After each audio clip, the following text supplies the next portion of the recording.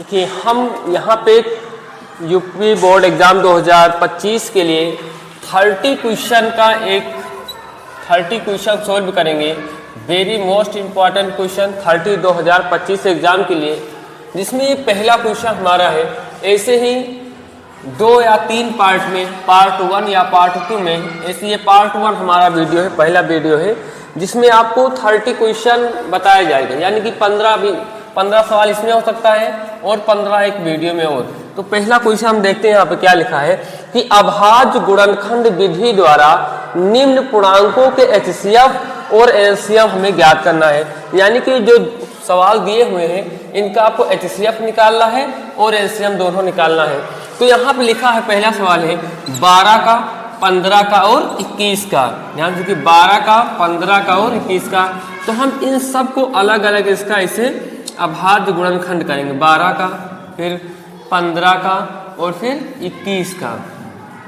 तो 2 से काटेंगे, 2 छंग 12, फिर 2 से 2 3 6, फिर 3 से 3 एकम 3, फिर 2 के पढ़ेंगे तो 15 आता है, 3 से काटेंगे 3 पचे 15, 5 एकम 5 आ गया। ओके, फिर 21 से, 20 से काटेंगे 3 से, 3 सते 21, 7 एकम 7। अब यहाँ पे देखिए इसका अभाज्य गुणनखंड क्या बना। अभाज्य गुणनखंड जिसका बन गया वो कितना बना, 12 का जो अभाज्य गुणनखंड होगा वो कितना हो जाएगा, 2 गुणे 2 गुणे 3 हो गया। फिर 15 का अभाज्य गुणनखंड, ऐसे 15 का कितना हो जाएगा, 3 गुणे 5 हो जाएगा। उसके बाद 21 का अभाज्य गुणनखंड कितना हो जाएगा, 21 का 3 गुणे 7 हो जाएगा। यहाँ लिखेंगे अभाज्य गुणनखंड, इसका भी अभाज्य गुणनखंड।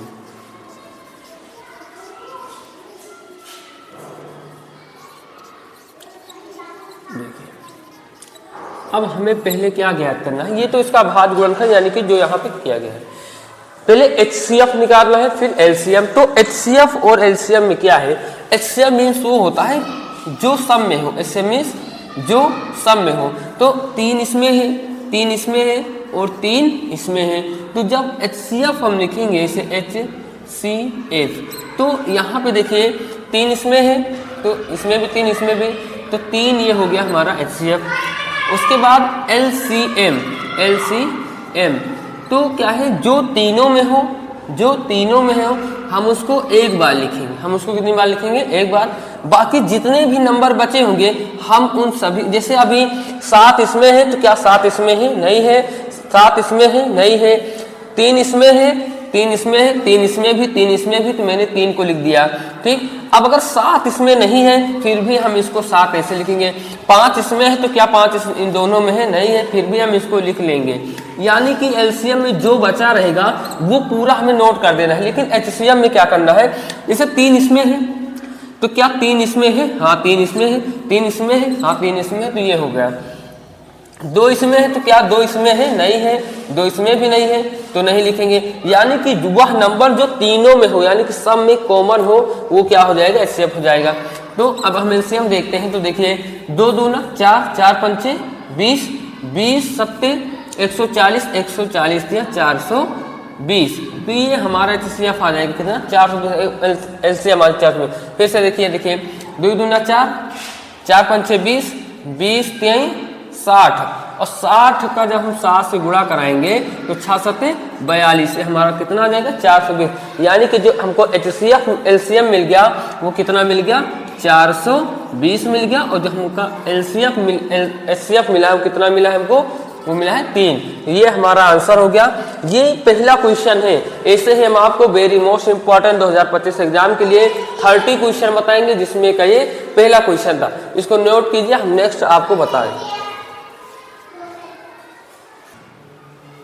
देखिए अब हम क्वेश्चन नंबर इसमें का सेकंड देखते हैं। यानी कि हमें किसका एलसीएम निकालना है, 17 का, 17 का, उसके बाद 23 का, उसके बाद 29 का।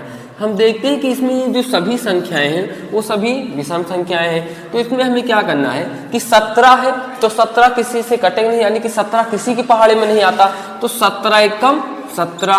23 भी किसी टेबल में नहीं आता, किसी पहाड़े में नहीं, तो 23 एक कम 23। 29 भी किसी में नहीं आता है, तो 29 एक कम 29। अब यहाँ पे देखिए हम इसको थोड़ा इरेज करते हैं यहाँ पे इसे। अब 17 है तो इसका अभाज्य गुणनखंड, अभाज्य गुणनखंड, इसका भाज्य गुणनखंड क्या हो जाएगा? 17 है तो बस 17 ही, क्योंकि 17 एक कम 17, ठीक। ये 17 का भाज्य गुणनखंड 17 गुणे हम 1 लिख सकते हैं ऐसे। उसके बाद 23 का भाज्य गुणनखंड, अभाज्य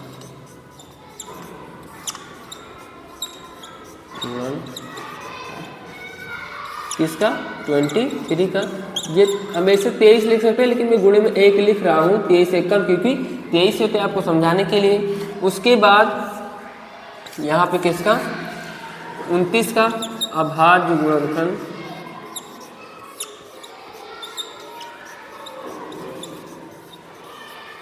इसका 29 का, ये क्या हो जाएगा? 29 गुणे 1। अब हमारा जो HCF होता है वो क्या होता है? HCF मीन्स क्या होता है? जो तीनों में हो, जो किस में हो? तीनों में। तो तीनों में क्या है? एक इसमें एक सम में, यानी कि जो सम में है वही क्या होता है? HCF। तो एक क्या है? सम में है, एक क्या है? सम में। तो हमारा जो HCF है वो कितना हो जाएगा? 1 हो जाएगा। HCF कितना हो जाएगा? 1 हो जाएगा। देखिए अब हमारा HCF जो कितना आ गया? 1 आ गया। अब हम देखते हैं LCM। LCM क्या है? जो सम में हो उसको एक बार लिखना है। तो सम में क्या है? 1 है, हम 1 को कितनी एक बार लिख दी क्योंकि वो सम में है। बाकी जो नंबर बचा है हमारा, जैसे 17 है, 23 है, 29 है, हम इन सभी को लिखेंगे। 17 है, 23 है और क्या है? 29 है। तो जब हम इन सभी का मल्टीप्लाई कराएंगे तो आ जाएगा हमारा LCM बराबर 11339। 11339 ये हमारा LCM हो जाएगा। 11339 नोट कीजिए। देखिए अब हम देखते हैं यहाँ पे जो इसका मल्टीप्लाई कराएंगे, जैसे LCM का मीन्स होता है कि जो सब में हो हमें उसको एक बार लिखना है, बाकी इन सभी नंबर को नोट करना है। तो मैंने 17 को लिखा, 23 को लिखा, 29 था, 29 को लिख दिया। हम इन सभी का जब मल्टीप्लाई कराएंगे तो क्या आएगा? 11339। हमारा जो LCM है वो आ जाएगा 11339 और जो HCF वो क्या आ जाएगा? 1 आ जाएगा। ये हमारा क्वेश्चन कंप्लीट हुआ। अब हम चलते हैं क्वेश्चन नंबर 2 की तरफ। इसको नोट कीजिए। अब हम देखते हैं क्वेश्चन नंबर 2। इसमें क्या है आपको समझना है कि HCF 306, 657 का कितना दिया है? 9 दिया है। LCM 306 और 657 को ज्ञात करना है। ऐसे जब क्वेश्चन आ जाता है तो कुछ बच्चे सोचते हैं अब हम इसका कैसे LCM निकालेंगे, लेकिन ध्यान दीजिए कि हमारा जो फॉर्मूला होता है, क्योंकि HCF A, B into LCM A, B बराबर A गुणे B। यहां से समझिए, यानी HCF प्रथम पद और द्वितीय पद गुणे HCF इंटू LCM बराबर पहला पद इंटू दूसरा पद। ये हमारा फॉर्मूला होता है। फॉर्मूला क्या होता है? HCF में यानी उसी संख्या का पहले पद और दूसरे पद का HCF गुणे दूसरे पद का LCM और LCM पहले पद का और दूसरे पद का LCM बराबर होता है प्रथम पद गुणे द्वितीय पद। ये हमारा फॉर्मूला होता है। जैसा कि हमारा ये सवाल है, मान लीजिए ये A है और ये क्या है? B है। इसके भी हम मान लेते हैं ये क्या है? ये A है और ये क्या है? B है। तो हमें इसका HCF दिया है और LCM निकाला है, यानी कि हमको ये दिया गया है और हमें इसको क्या करना है? निकालना है। चलिए हम क्वेश्चन की ओर देखते हैं। ठीक है, HCF A, अब A है, वहां पे क्या है? A है तो A के प्लेस पे क्या है? 306, तो हम 306 रखेंगे, कोमा B के प्लेस पे क्या है? 657, तो हम यहाँ पे क्या रखेंगे? 657 रखेंगे, गुणा उसके बाद क्या है? LCM A, B A के प्लेस पे 306 6, बी के प्लेस पे 657 है, इन इक्वल टू यानी कि बराबर ए गुणे बी, तो ए कितना है 306 है, यहाँ पे 306 लिख दिए, और बी कितना है 657, मैंने यहाँ पे क्या लिख दिया 657 लिख दिया। हम देखते हैं यहाँ पे कि HCF जो 306 और 657 है वो कितना दिया हुआ है 9 दिया हुआ है, हम यहाँ पे लिखेंगे 9 into LCM 306,657 equal to 306 into 657। जो संख्या बराबर के इस तरफ गुणे में होती है इधर जाए किस में हो जाएगी भाग में, तो LCM 306,657 बराबर 306 गुणे 657। जब इधर 9 गुणे में है इधर आए किस में हो जाएगा भाग में, 9 एकम 9, 9 त्रिक 27, इधर 3 गया हासिल, 9 चौक 36, तो आया 34 गुणे 657। हम जब इसका गुणा कराएंगे तो हमारा आंसर आता है 22,338 यानी कि जो हमारा एलसीएम होगा 306 और 657 का एलसीएम 306,657 का ये हमारा कितना आ जाएगा 22,338, यानी कि ये हमारा आंसर आ जाएगा। इसको नोट करेंगे। देखिए इस 30 क्वेश्चन को समझने के बाद आप 70 से 80 नंबर जरूर ला पाएंगे।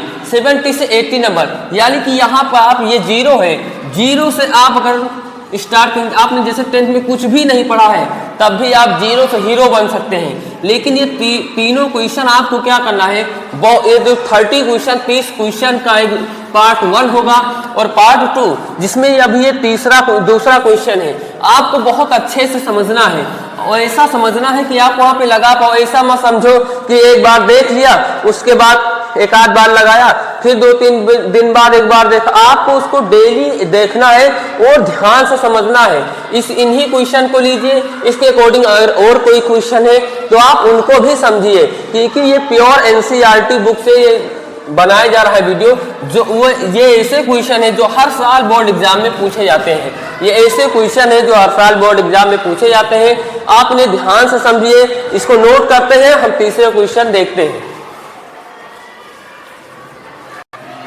देखिए अब हम क्वेश्चन नंबर 3 देखते हैं। एक द्विघात बहुपद ज्ञात कीजिए जिसके शून्यकों के योगफल व गुणनफल क्रमशः निम्न है। यानी कि जो पहला नंबर है वो शून्यकों का योगफल है, जो दूसरा नंबर है वो शून्यकों का क्या है गुणनफल है।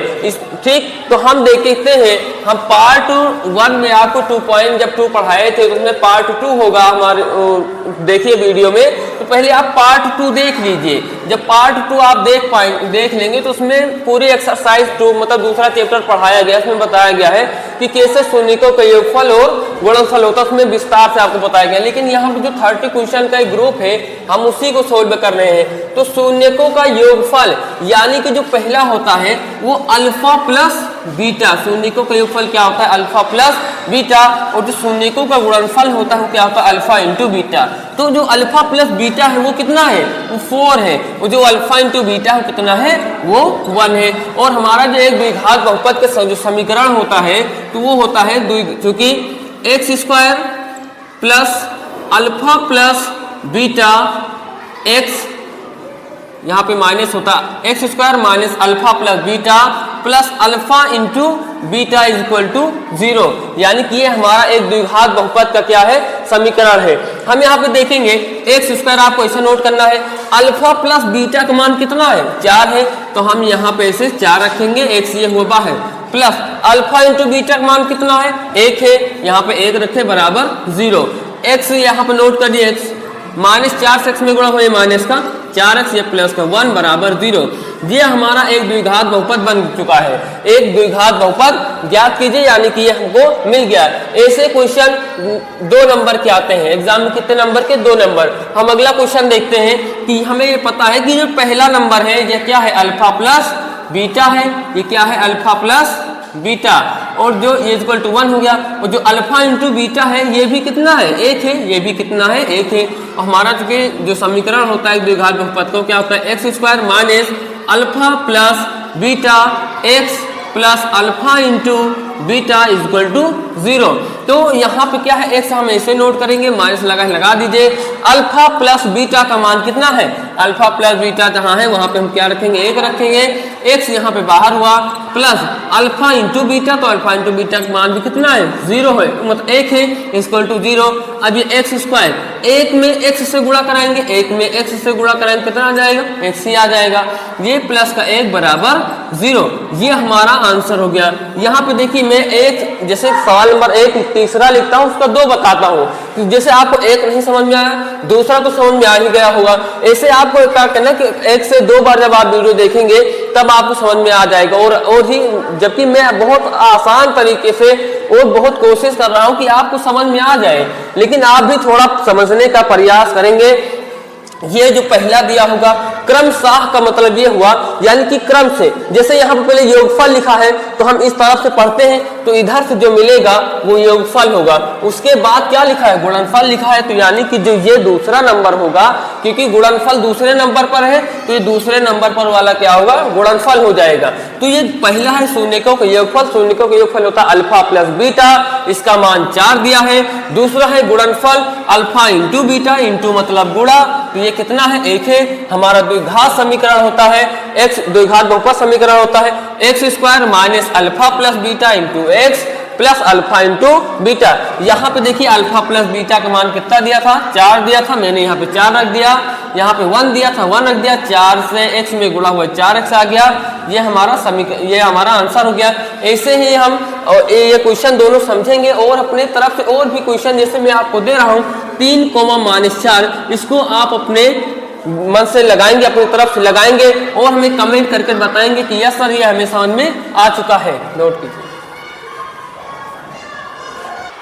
देखिए क्वेश्चन नंबर जो 4 है वो ट्रिग्नोमेट्री का है, तो हमें देखना है यहाँ पे क्या लिखा है कि 9 sec square minus 9 tan square बराबर है, यानी कि 1 के बराबर होगा, 9 के बराबर होगा, 8 के बराबर होगा कि 0 के बराबर होगा, हमें ये आपको बताना है।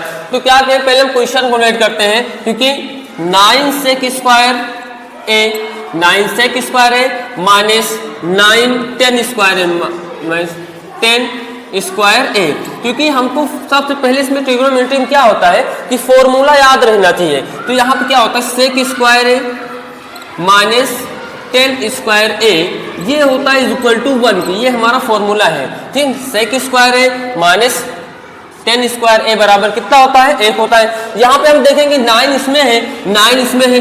अभी मैंने HCM में बताया था कि जो दोनों में है वो क्या हो जाता है, कॉमन हो जाता है। मैंने 9 को क्या किया, कॉमन ले लिया, तो यहाँ क्या बच गया, सेक स्क्वायर ए माइनस 10 स्क्वायर ए, और सेक स्क्वायर है माइनस 10 स्क्वायर है बराबर कितना होता है, 1 होता है। तो यहाँ पे 9, यहाँ मैंने 1 लिखा, तो 9 बन जा 9, यानी कि 9 1 कम 9। तो जो मेरा ऑप्शन नंबर सेकेंड है x, यानी कि इसका मान कितना होगा, 9 हो जाएगा। इसको नोट कीजिए।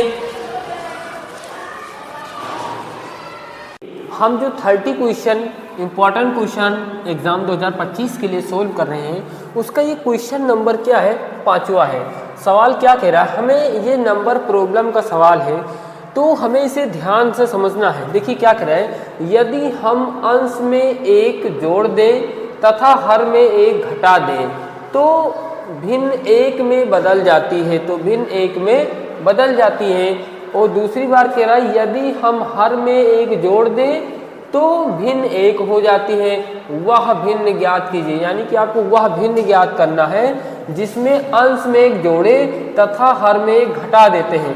अंश में 1 जोड़ दे तथा हर में 1 घटा देते हैं तो वह 1 बन जाती है, वह क्या बन जाती है, 1 बन जाती है।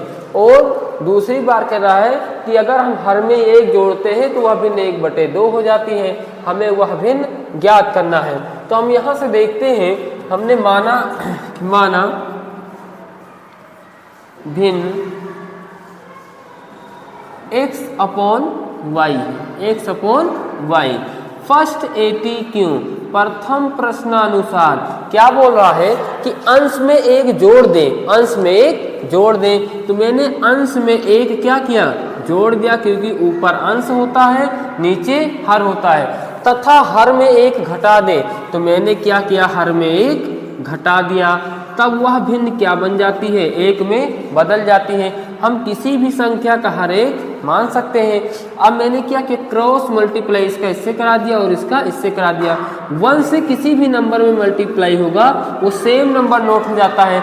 फिर हम इस 1 से इसमें करते हैं तो क्या आ जाएगा, 1 y से 1 में y और 1 1 जा ये 1 आ जाएगा। ओके, यहाँ पे हम देखते हैं ये प्लस में y इधर आएगा तो माइनस में y, ये माइनस का 1, ये प्लस का इधर गया तो किसका होगा, माइनस का हो जाएगा। ये x माइनस का y। देखिए जब सिंबल सेम हो तो क्या होता है, संख्याएं जुड़ जाती हैं। ये भी माइनस है कि ये भी माइनस है, जुड़ के कितना हो जाएगा, माइनस का 2 हो जाएगा। हमारा समीकरण नंबर 1 हो गया। हम सेकंड अकॉर्डिंग टू क्वेश्चन यानी कि द्वितीय प्रश्नानुसार देखते हैं। दूसरा प्रश्नानुसार कह रहा है सेकंड एटीक्यू कि क्या कह रहा है कि अगर हम हर में यदि हर में एक जोड़ दे, यदि हर में एक जोड़ दे तो वह 1/2 हो जाती है। तो मैंने जो माना है वो भिन्न क्या है, x/y है। उसमें हर में मैं एक जोड़ दूं तो उसका आंसर बोलता है कि 1/2 आएगा। क्या बोल रहा है कि 1/2 आ जाएगा। तो इसका भी क्रॉस मल्टीप्लाई मैंने करा दिया। 2 से x में होगा 2x, 1 से किसी भी संख्या में अगर आप गुणा कराएंगे तो सेम नंबर आ जाएगा, सेम नंबर नोट हो जाएगा। या आप ऐसे बोल सकते हो y से 1 में होगा y, प्लस आ गया ये 1 1 जा 1 हो गया, ये 2x, ये प्लस का y है इधर आएगा तो माइनस का y इक्वल टू ये क्या बन गया, समीकरण नंबर 2 बन गया। अब हम क्या करेंगे कि इस समीकरण को सोल्व करेंगे। हमको दिखाई दे रहा है कि यहाँ पे क्या है, माइनस है और यहाँ पे भी क्या है, माइनस है। यानी कि जब सिंबल सेम होता है तो क्या होता है, हम समीकरण को घटाते हैं। जब सिंबल सेम होगा तो समीकरण को क्या करेंगे, घटाएंगे। लेकिन उससे पहले ये भी देखते हैं कि उसका गुणांक क्या होना चाहिए, बराबर होना चाहिए। यहाँ पे हम देखते हैं y का गुणांक कितना है, 1 है। यहाँ पे भी देखते हैं y का गुणांक कितना है। गुणांक मतलब y के साथ कितना गुणे में है। तो यहाँ भी केवल क्या है, y है, यहाँ भी केवल क्या है, y है। यानी कि इसके भी साथ गुणे में 1 है और इसके भी साथ गुणे में 1 है। अब देखते हैं, सोल्व करते हैं। यहाँ पे हम लिख रहे हैं समीकरण 1-2 करने पर, समीकरण 1-2 करने पर। अब देखिए समीकरण 1 जो हमारा है वो क्या है, x minus y is equal to -2, x minus y ये हो गया, माइनस दूसरा क्या है 2x minus y, 2x minus y is equal to minus का 2, माइनस का 2, माइनस का 1, माइनस का 1। अभी हम आपको यहाँ से समझा रहे हैं कैसे ये आ रहा है। यानी कि लेफ्ट वाला लेफ्ट साइड से और राइट वाला राइट साइड से माइनस होगा। यहाँ पे देखिए इक्वेशन नंबर फर्स्ट है, तो यानी कि x माइनस वाई में से क्या घटा रहे हैं, 2x माइनस वाई। तो मैंने क्या किया, 2x माइनस वाई लिख दिया। फिर समीकरण 1 में से घटा रहे हैं, तो यानी कि ये 2 माइनस, माइनस का ये 2 घटा रहे तो किसका सिंबल लगाएंगे, माइनस का, ये लिख दिए 1। अब क्या लिखेंगे, x माइनस का y, माइनस प्लस माइनस का ये 2x, माइनस माइनस प्लस का ये y बराबर, ये दोनों क्या होगा, ऐड हो जाएगा, 2 1 3 हो जाएगा। उसके बाद देखते हैं ये प्लस का ये माइनस का कट जाएगा।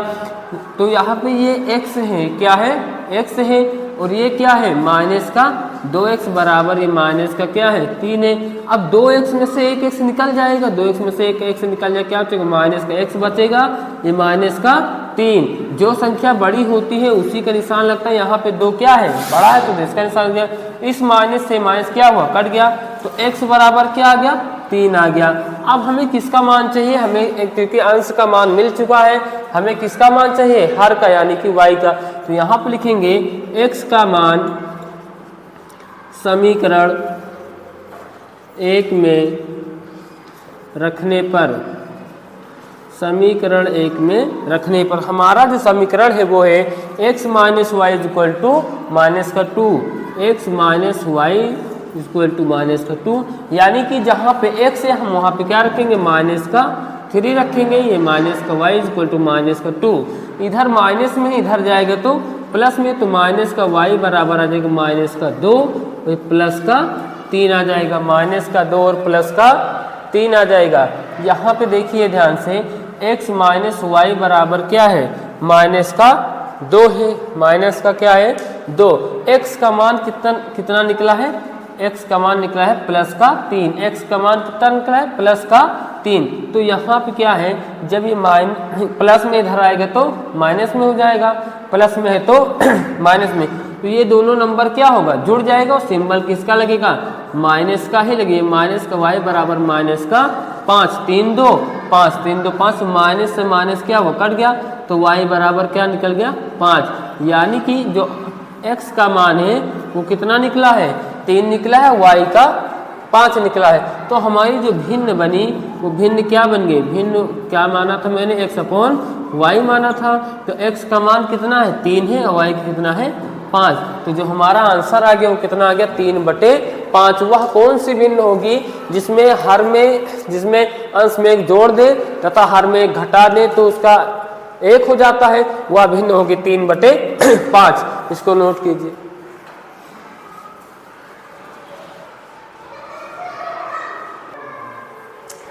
देखिए अब क्वेश्चन नंबर 68वां देखते हैं कि लिखा निम्न समीकरण को प्रतिस्थापन विधि से हल कीजिए। ये 3 नंबर का आपका बोर्ड में पूछा जाए, कितने नंबर का 3 नंबर का लिखा हुआ। निम्न समीकरण को प्रतिस्थापन विधि से हल कीजिए, तो जो विधि यहाँ पे लिखा होगा वही विधि आपको लगाना है। तो यहाँ पे अगर प्रतिस्थापन लिखा है तो 100% है प्रतिस्थापन ही आता है। तो आपको प्रतिस्थापन विधि कैसे लगाया जाता है ये हम आपको बता रहे। देखिए क्या करना है, ये इसको हम ऐसे लिखेंगे कि 3x प्लस का 4y इक्वल टू 10। देखिए अब हम इसे प्रतिस्थापन विधि से लगाएंगे तो क्या 3x जैसे लिखा हमको ऐसे लिखना 3x प्लस का ये 4y इक्वल टू 10, हम इसको इक्वेशन नंबर फर्स्ट मान लेंगे। दूसरे को हम ऐसे सोल्व करेंगे, यहाँ लिखेंगे ये 2x माइनस का 2y बराबर क्या है ये 2 दिया है। अब ये माइनस में है 2y तो इधर जाए किस में हो जाएगा प्लस में हो जाएगा, यानी कि ये 2x बराबर 2 प्लस का ये 2y, इधर माइनस में इधर गया तो प्लस में, x बराबर क्या आ जाएगा 2 आ जाएगा प्लस का 2y। जो संख्या इधर गुणे में होती इधर जाए किस में हो जाएगी भाग में हो जाएगी। अब यहाँ हम लिखेंगे कि अब x का मान क्या करना है आपको समीकरण 1 में रख दीजिए। यहाँ लिखेंगे x का मान समीकरण 1 में रखने पर, यानी कि जहाँ पे x है हम वहाँ पे क्या रखेंगे x की मान रखेंगे 2 प्लस का 2y अपॉन 2। तो समीकरण 1 हमारा ये है, समीकरण 1 क्या है ये है। तो हम यहाँ पे रखते हैं जहाँ पे x है वहाँ पे इंटू करके क्या रखेंगे 2 प्लस का 2y, यहाँ लिखते हैं समीकरण 1 कितना है 3x प्लस का 4y बराबर 10। जहाँ पे x है वहाँ पे आपको ये रखना है तो 3 इंटू 2 प्लस का 2y अपॉन 2 ये प्लस का 4y इज इक्वल टू 10। देखिए 3 से 2 कटेगा नहीं तो हम क्या करेंगे 3 से इन दोनों नंबर में क्या करा देंगे गुणा करा देंगे। जब गुणा कराते तो इन दोनों में कराएंगे। ओके तो यहाँ पे हम लिखते हैं 3 2 जा 6, 6 हो जाएगा ये 3 2 जा 6 प्लस 3 2 जा 6 ये y अपॉन ये 2 लगा है तो यहाँ पे 2 ऐसे लिखा रहेगा प्लस का ये 4y। इसका भी हम हर एक मान सकते हैं, किसी भी संख्या का आप हर एक मान सकते हैं। तो 1 से इसमें गुणा होगा तो 6 प्लस के 6y आ जाएगा प्लस 2 चौको ये हो जाएगा 8y। ओके 2 एकम ये 2 बराबर ये 10, इसका भी हम हर एक मान सकते हैं। 1 से इसी में गुणा करेंगे 6 प्लस के 6y प्लस के 8y, 10 दूना 20 हो जाएगा, 10 दूना 20। यहाँ पे देखिए अब ये 6 इधर प्लस का इधर गया तो माइनस का हो जाएगा और 6 और 8 कितना हो जाएगा 14 हो जाएगा, जुड़ के कितना 14y और 20 माइनस के 6 14y और बराबर 20 में 6 का 14। तो जो इधर गुणे में इधर गया तो किसमें होता है भाग में, तो 14/14 कट गया तो y बराबर कितना आ जाएगा 1/1, यानी कि y बराबर क्या आ जाएगा 1 आ गया। अब हमें x का भी मान निकालना है क्योंकि अभी ये y का आया है तो हम यहाँ पे लिखेंगे x का मान समीकरण 1 में रखने पर तो समीकरण 1 हमारा कहाँ पे ये है, यहाँ लिखे 3x प्लस का 4y बराबर 10, यानी कि जहाँ पे हमारा x है हम वहाँ पे क्या, जहाँ पे हमारा यहाँ पे देखिए क्या लिखे y का मान समीकरण 1 में रखने पे, क्योंकि मैंने x का मान तो अभी निकाला ही नहीं, निकाला था y का मान, यानी y का मान समीकरण 1 में रखने पर, तो जहाँ पे y है वहाँ पर हमें क्या रखना है, 1 रखना है, तो 4 × 1 = 10, तो ये 3x 4 एक कम 4 आ जाएगा बराबर ये 10, इधर प्लस में 4 इधर गया तो माइनस में, तो 4x बराबर 10 माइनस का 4, तो 3x बराबर क्या हो जाएगा 6 हो जाएगा, 3 है गुणे में ही इधर गया तो भाग में, तो x बराबर 6/3, 3 एक कम 3, 3 दूना 6, तो x बराबर कितना आ जाएगा 2, यानी कि जो हमारा आंसर आया है वो x का मान 2 आया है और y का मान कितना आया है 1 आया है। इसी तरह प्रतिस्थापन विधि से आपको कोई भी सवाल आएगा तो आप इसी प्रकार इसको लगाएंगे, पहले समीकरण 1 को हमें 1 मान लेना है, दूसरे को इसे step to step wise solve करना है और इसमें हमें लगा देंगे तो हमको 3 मार्क्स मिल जाएगा, 3 मार्क्स इसमें आपको मिलेगा।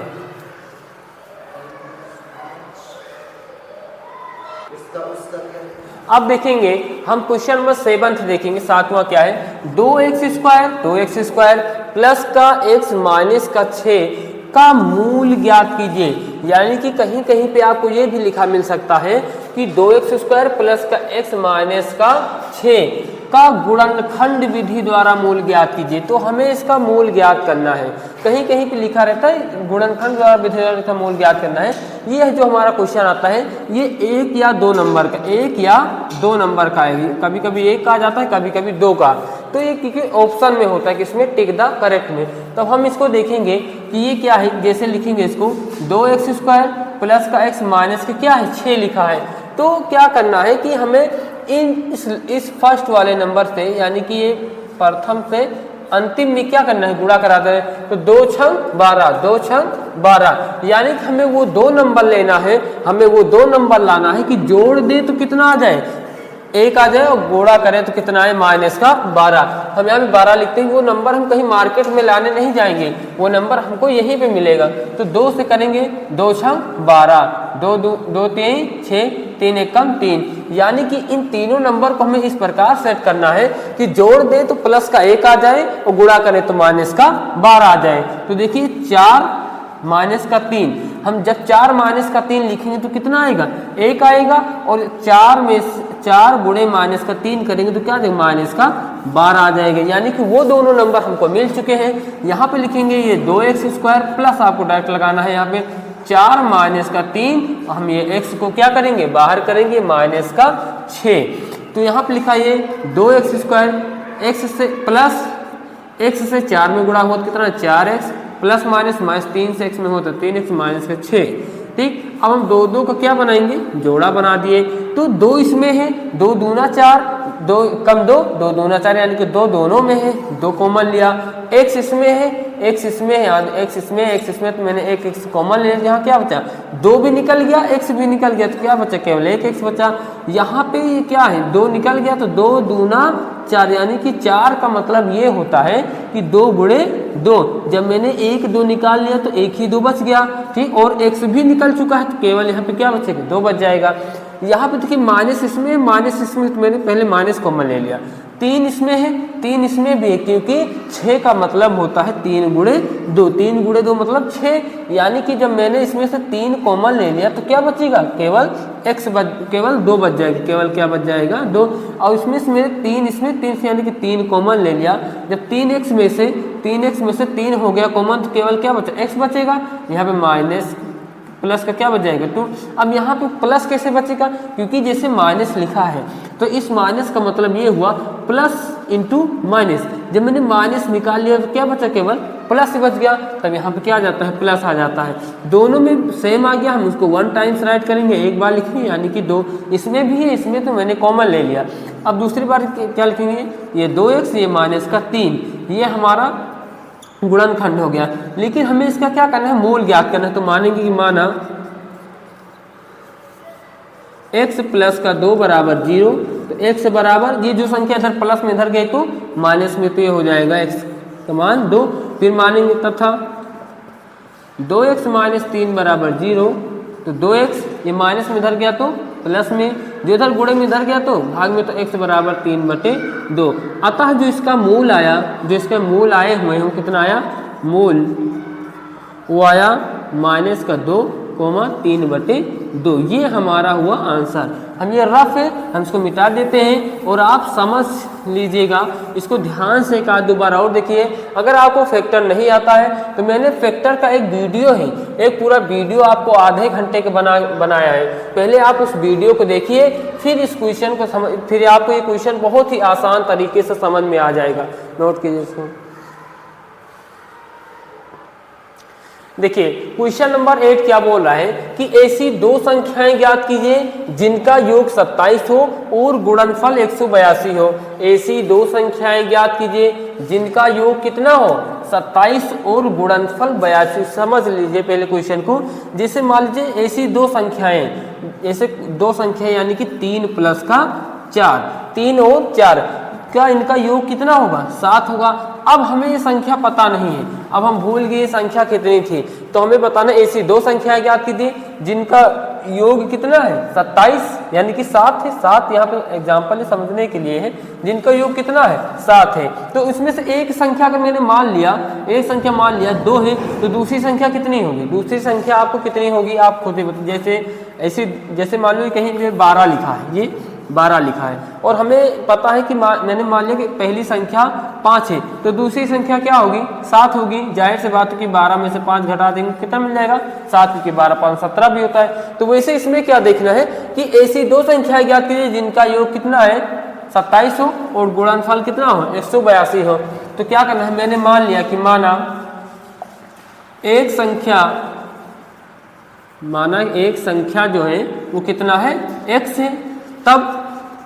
तब दूसरी संख्या क्या होगी, तब दूसरी संख्या क्या हो जाएगी, 27 माइनस x हो जाएगा, 27 माइनस x, क्योंकि दो संख्याओं का जोड़ कितना है, 27 है। एक संख्या x है तो दूसरी कब मिलेगी, जब इस 27 में से मैं पहली संख्या को घटा दूंगा तो दूसरी संख्या मिल जाएगी। यहाँ पे ये सॉल्यूशन चालू हुआ था, यहाँ से हल, क्योंकि अब देखिए ATQ यानी कि प्रश्नानुसार क्या बोल रहा है कि उसका जो गुणनफल है वो कितना है, 182। तो ATQ एक गुणनफल यानी कि पहली संख्या गुणे दूसरी संख्या 27 माइनस x बराबर 182, ये हमें दिया हुआ है। तो x से 27 में गुणा करने क्या हो जाएगा, 27x हो जाएगा। x से x में गुणा होगा तो माइनस का क्या हो जाएगा, x² हो जाएगा बराबर 182।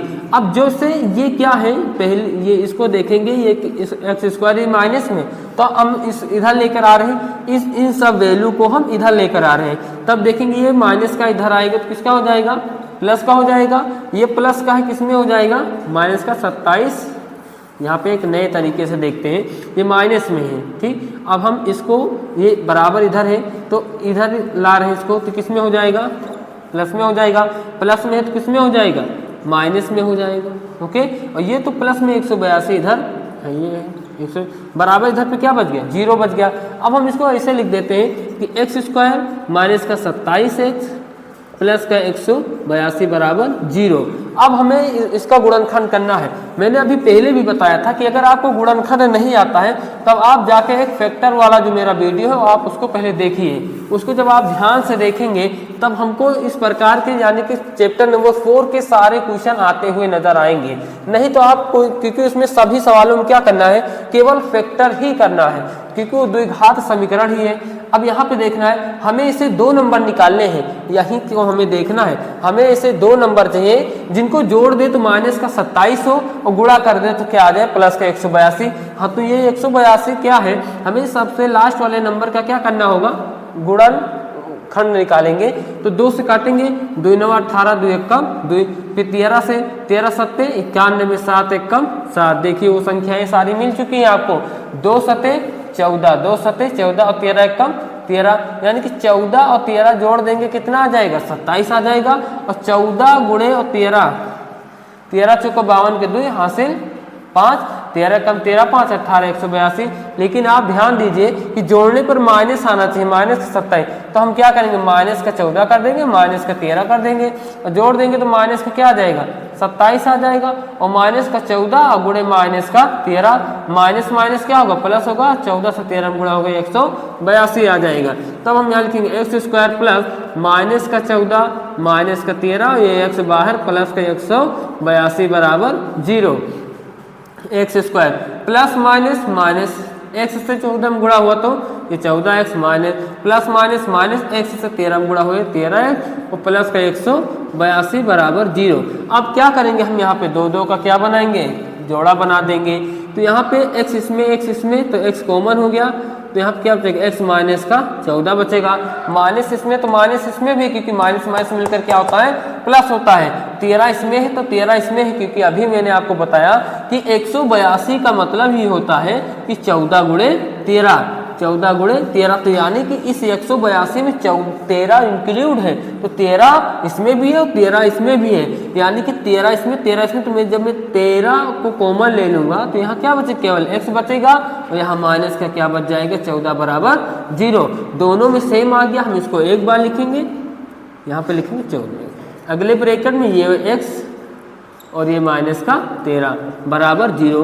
हमें मूल ज्ञात करना है, यानी कि संख्या ज्ञात करना है। तो मानेंगे कि माना x माइनस 14 बराबर 0, तो x बराबर ये माइनस में तो इधर गया तो प्लस में, पहली संख्या ये हो गई। दूसरा x माइनस 13 बराबर 0, तो x बराबर ये माइनस में इधर गया तो क्या हो जाएगा प्लस में। तो जो पहली संख्या है वो कितनी हो जाएगी 14 हो जाएगी, तो दूसरी संख्या क्या होगी 13 हो जाएगी। आप ऐसे भी देख सकते हैं x का 2 मान आया है, आप इसमें चाहे वो रखेंगे चाहिए। देखिए जैसे मान लीजिए मैंने पहली संख्या मान लिया 14, तो दूसरी संख्या क्या होगी, दूसरी संख्या आप देखिए 27 में से अगर मैंने तो 14 को घटा दिया तो कितना आएगा, 14 को घटाएंगे तो कितना आ जाएगा 13 आ जाएगा। तो यानी कि जो हमारी संख्याएं हैं, पहली संख्या क्या होगी 14 और दूसरी संख्या क्या होगी 13 होगी। ये हमारा क्वेश्चन है।